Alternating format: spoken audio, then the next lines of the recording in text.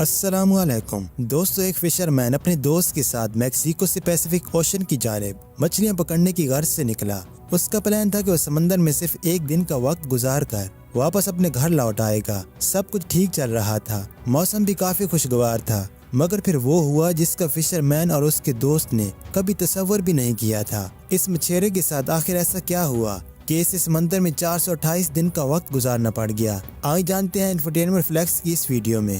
دوستو، اس کہانی کی شروعات ہوتی ہے 17 نومبر سن 2012 سے، جب ایک جوس سلواڈر الورنگا نامی ایکسپرٹ فشر مین اپنے ایک دوست کے ساتھ میکسیکو کے علاقے کوسٹا ایزول سے پیسیفک اوشن کی جانب فشنگ کرنے کے لیے نکلتا ہے۔ یہاں ایک بات یاد رہے کہ جوس سلواڈر پہلے بھی اپنے کئی دوستوں کے ساتھ پیسیفک اوشن میں مچھلیاں پکڑنے جا چکا تھا، اور اس بار بھی یہ اپنے دوست کے ساتھ 17 نومبر سن 2012 کو پیسیفک اوشن میں مچھلیوں کو شکار کرنے جانے والا تھا۔ یہ دونوں اپنی ایک چھوٹی سی بوٹ پر سفر کے لیے روانہ ہوئے۔ ان کی بوٹ کا سائز 25 فٹ تھا، جس میں کوئی خاص لائٹ کا انتظام موجود نہیں تھا۔ مطلب یہ ہوا کہ رات کے وقت یہ بوٹ کسی کو دکھائی دینا ناممکن سی بات تھی، اور ویسے بھی جوس سلواڈر کا پلان بھی یہی تھا کہ وہ شکار کر کے رات ہونے سے پہلے ہی واپس اپنے گھر کو لوٹ آئے گا۔ یہی وجہ تھی کہ جوس نے اپنے ساتھ صرف خاص ضرورتی اشیاء کا سامان بھی رکھا تھا، جن میں مچھلیاں رکھنے کے لیے ایک باکس تھا، 70 گیلن گیسولین تھا بوٹ چلانے کے لیے، 16 گیلن پانی کی تھی پیاس بجھانے کے لیے۔ اس کے علاوہ جوس کے پاس ایک موبائل فون، ایک GPS ٹریکر،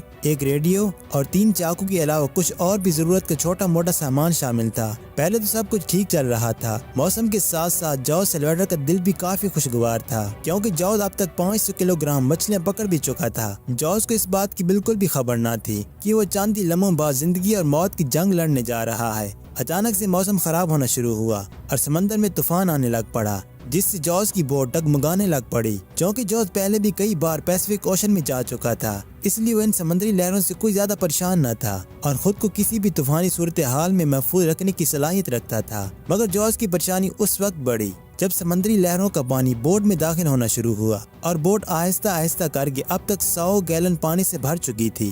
اب ایسی صورتحال میں ایک طرف جوس بوٹ کو سمندر کے کسی کنارے پر لے جانے کی کوشش میں تھا، تو دوسری طرف اس کا دوست بوٹ سے پانی باہر نکالنے کی کوشش میں مصروف تھا۔ مگر سمندر کی خوفناک لہروں سے بوٹ پانی سے پوری طرح بھر چکی تھی، جس پر اس کا دوست یہ سوچ کر رونے لگ پڑا کہ اب کچھ ہی لمحوں بعد وہ دونوں سمندر میں ڈوب کر کسی خطرناک شارک کا شکار بن جائیں گے۔ لیکن جوس کافی مضبوط دل کا انسان تھا، وہ اپنے دوست کو روتا دیکھ کر بھی اپنی بوٹ کو مسلسل سمندر کے کسی کنارے لے جانے کے لیے آگے بڑھاتا جا رہا تھا۔ لیکن جب طوفان حد سے زیادہ شدت اختیار کر گیا تو جوس اور اس کے دوست نے بوٹ میں موجود مچھلیاں رکھنے والے باکس کو خالی کیا اور اس میں چھپ کر بیٹھ گئے۔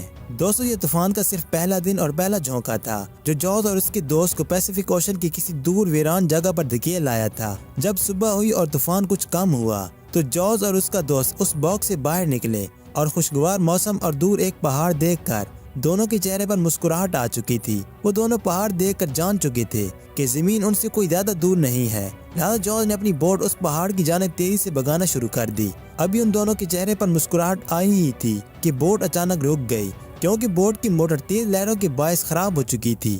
جوس اور اس کا دوست یہ بات جان کر زیادہ پریشان ہو گئے کہ بوٹ کی موٹر کے ساتھ ساتھ ان کا GPS ٹریکر بھی خراب ہو چکا تھا، جس سے اب وہ کسی کو یہ خبر بھی نہیں دے سکتے کہ وہ سمندر میں کس جگہ موجود ہیں۔ مگر قسمت نے ابھی مکمل طور پر ان کا ساتھ نہیں چھوڑا تھا، کیونکہ جوس جو ریڈیو اپنے ساتھ لایا تھا وہ ٹھیک کام کر رہا تھا۔ جوس نے ریڈیو پر اپنے کنٹرول آفس رابطہ کیا اور بتانے لگا کہ ہماری بوٹ اور GPS خراب ہو چکا ہے۔ کنٹرول آفس نے انہیں دلاسا دیتے ہوئے کہا، گھبراؤ مت اور اپنی بوٹ وہیں روک دو، ہم تم تک جلدی پہنچ جائیں گے۔ ابھی تھوڑی ہی دیر گزری تھی کہ ان کی ریڈیو کی بیٹری بھی ختم ہو گئی، جس کے باعث اب جوس اور اس کا دوست سمندر سے باہر کی دنیا سے مکمل طور پر بے خبر ہو چکے تھے۔ ابھی وہ اسی پریشانی سے دوچار تھے کہ اچانک سے سمندر کا ایک اور جھونکا آیا، جس سے جوس کی بوٹ مزید اور دور چلی گئی۔ جوس اور اس کے دوست کو اب تک سمندر میں 5 دن گزر چکے تھے۔ 5 دن بعد جب طوفان کم ہوا تو انہوں نے دیکھا کہ بوٹ اور اس میں موجود تمام کھانے پینے کا سامان مکمل طور پر پانی میں بہہ چکا تھا۔ دوسری طرف کنٹرول آفس کی ٹیم 2 دن لگاتار سرچ آپریشن کرتی رہی۔ جب وہ نہ ملے تو انہیں مرا ہوا سمجھ کر ٹیم واپس لوٹ گئی۔ اب تک جوس اور اس کے ساتھی کو 10 دن گزر چکے تھے۔ جب انہیں بھوک ستانے لگی تو وہ سمندر میں ہاتھ ڈال کر مچھلی پکڑتے اور اپنی بھوک مٹانے کے لیے اس سے کچا کھا جاتے۔ اسی طرح جب انہیں پیاس لگتی تو وہ سمندر کے کھارے پانی کی بجائے کچھوے کا خون پینے لگتے۔ 14 دن گزرنے کے بعد جب بارش ہوتی ہے تو جارج اور اس کا ساتھی بہت خوش ہوتے ہیں کیونکہ اتنے دنوں بعد انہیں خون کی جگہ صاف پانی پینے کو ملتا ہے۔ اب تک جارج کو سمندر میں 2 مہینے کا وقت گزر چکا تھا اور اس دوران وہ ایک زبردست شکاری بھی بن چکا تھا کیونکہ جارج مچھلیوں کے ساتھ ساتھ سمندری پرندوں کو بھی پکڑ کر کھانے میں ایکسپرٹ ہو چکا تھا۔ مگر دوسری طرف اس کا ساتھی مچھلی کا کچا گوشت کھا کھا کر اس قدر بیمار پڑ چکا تھا کیا وہ اپنی جگہ سے ہل بھی نہیں سکتا تھا۔ اور پھر ایسے ہی ایک دن جارج نے دیکھا کہ اس کا ساتھی نیند میں ہی مر چکا تھا۔ اپنا ساتھی کھونے کے بعد جارج اب سمندر میں بالکل اکیلا پڑ چکا تھا۔ وہ ڈپریشن کا شکار ہو کر کئی دنوں تک اپنے ساتھی کی ڈیڈ باڈی سے باتیں کرتا رہا اور پھر کچھ دن بعد جارج نے ہمت کر کے اپنے دوست کی ڈیڈ باڈی کو سمندر میں بہا دیا اور خوب رویا۔ اس سنسان سمندر میں اب جارج بھی خودکشی کرنے کا سوچتا ہے مگر اس کے اندر جینے کی چاہ اسے مرنے نہیں دیتی۔ ایک دن تک جارج سمندر میں دور دور تک مدد کے لیے دیکھ رہا تھا کہ اچانک اسے ایک بڑی شپ دکھائی دی۔ اس نے انہیں مدد کے لیے کافی پکارا مگر چونکہ جارج کی بوٹ کافی چھوٹی تھی اس لیے انہیں دکھائی نہ دی۔ اسی طرح جارج کے پاس 20 شپس گزرتی ہیں لیکن کوئی بھی اسے نوٹس نہیں کرتا اور سب گزر جاتے ہیں۔ ایسی صورتحال میں جارج سوچتا ہے کہ اب میرا مرنا ہی بہتر ہوگا۔ دوستو اب تک جارج سلویڈر کو سمندر میں وقت گزارے تقریباً 15 مہینے ہو چکے تھے۔ ایک دن وہ سمندر میں بہتی اپنی بوٹ میں لیٹا سوچوں میں گم تھا کہ اچانک اسے آسمان پر کچھ پرندے اڑان بھرتے دکھائی دیتے ہیں۔ سلویڈر نوٹس کرتا ہے کہ یہ وہ سمندری پرندے نہیں ہیں جنہیں وہ پکڑ کر کھاتا تھا بلکہ یہ تو وہ پرندے ہیں جو زیادہ تر زمین کے آس پاس ہی اڑتے ہیں۔ جارج الورنگا نے جب اٹھ کر دیکھا تو دور اس سے ایک آئی لینڈ دکھائی دیا۔ یہ منظر دیکھ کر جارج کی خوشی کا کوئی ٹھکانہ نہ رہا کیونکہ یہ 15 مہینوں میں پہلی بار تھا جب سلویڈر نے کوئی زمینی حصہ دیکھا تھا۔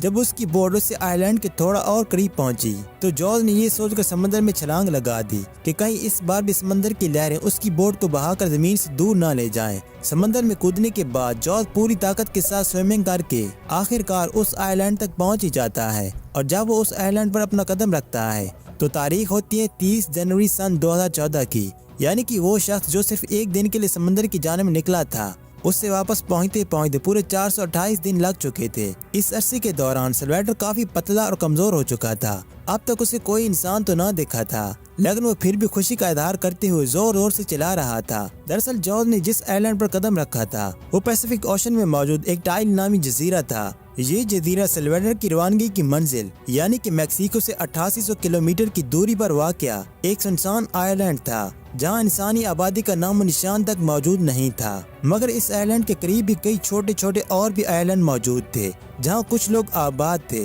جب جارج سلویڈر نے اونچا اونچا پکارنا شروع کیا تو قریبی آئی لینڈ پر موجود 2 لوگوں نے اس کی آواز سن لی۔ وہ اس کے پاس مدد کے لیے پہنچے اور یوں جارج کی 428 دن بعد کسی انسان سے بات ہو پائی۔ وہ 2 لوگ جو جارج کی مدد کے لیے اس کے پاس پہنچے تھے اسے اپنے ساتھ لے گئے اور کچھ کھانے پینے کے لیے اس کے سامنے پیش کیا۔ جارج اتنے دنوں بعد کھانا دیکھ کر پاگلوں کی طرح کھانے لگ پڑا۔ اسی دوران ان 2 شخصیات نے پولیس کو اطلاع دی۔ پولیس نے جب جارج کا بیان لیا تو وہ یہ جان کر حیران رہ گئے کہ یہ شخص تو 17 نومبر سن 2012 سے پیسیفک اوشن میں لاپتہ تھا۔ اس کے بعد یہ خبر دیکھتے ہی دیکھتے پوری دنیا میں پھیلتی چلی گئی۔